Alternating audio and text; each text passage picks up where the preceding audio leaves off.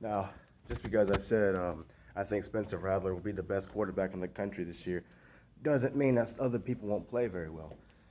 Speaking of quarterbacks, let's talk about Sam Howell from North Carolina. Man, this guy's a monster.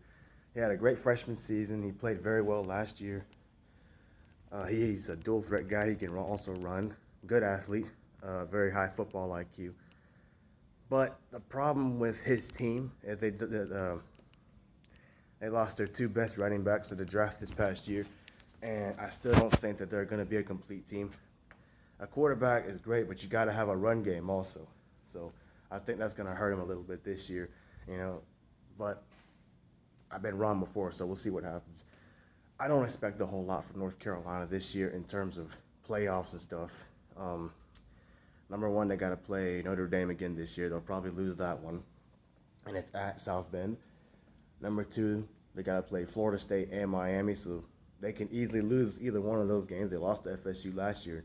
Florida State, in my eyes, is going to be a much better team this year. Number three, even if they make it to the ACC title game, that's a big if. You know, I don't see them getting past Clemson right now.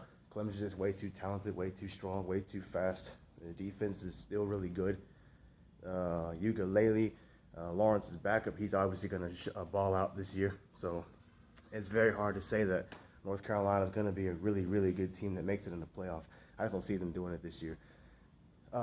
With a regular season, at best, 9 to 10 games. That's how much they may win, which is still really good. But I don't expect them to make a playoff or do anything that big this year. But the success that they're going to have is going to come from Sam Howell. You know, I could be wrong. They may beat Florida State and Miami. They may end up beating Notre Dame this time because Notre Dame lost a lot of players, including their best quarterback, Ian Book. So anything can happen. They may get lucky and beat Clemson this time. Last time they played them, Clemson had way too much talent, but still only beat them by a point. So we'll see what happens. But that's just my opinion.